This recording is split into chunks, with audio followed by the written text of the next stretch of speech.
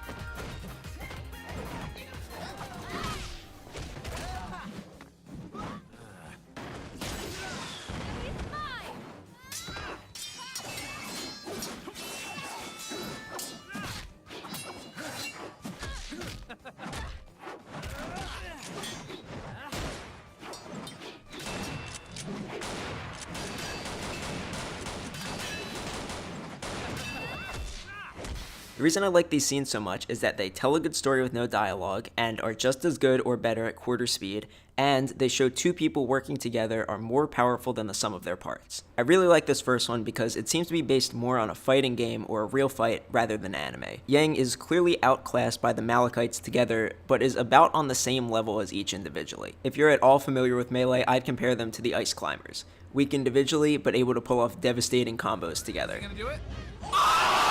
The way to deal with this is to separate them and take each on 1v1. Yang is an ambidextrous arm-based fighter, and I think she's confident that she can beat Milsha hand-to-hand. Yang has essentially a rage mechanic which she uses to knock Melanie out of the way, and immediately starts looking for openings in Milsha's combat. Being an arm-based fighter, she left her legs open for a low hit into launcher and a big hit. Now that they're separated, Yang has to face Melanie, who fights in a way that she's not experienced in, and she even loses the first exchange. Alright, this part here is my favorite part because essentially they're playing neutral. What I think is happening here is that Yang wants an open stance so that she can block any incoming kicks. Melanie wants a closed stance so she can hit Yang on the side she isn't defending with her arms. They take a good 6 steps before anything is even thrown out. Melanie throws a few things that get blocked, and then a high kick that Yang ducks and punishes. As a leg-based fighter, she leaves her arms open, and this is why she loses.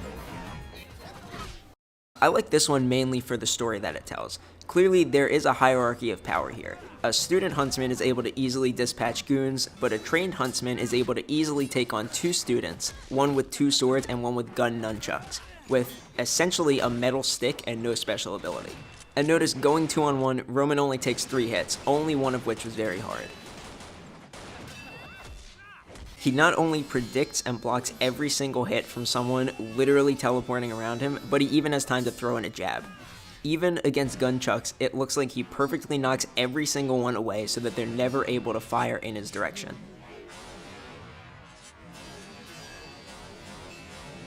And the only reason that he takes a hard hit is because it was 2-on-1 and he was winning. And my favorite part about these scenes is how ridiculously thought through they are and how much detail is thrown into them even when the graphics were so limited. Keep in mind, during these scenes, they did not even have the ability to animate individual fingers. They had so little means and yet put so much thought into every single movement. That's why I love this volume.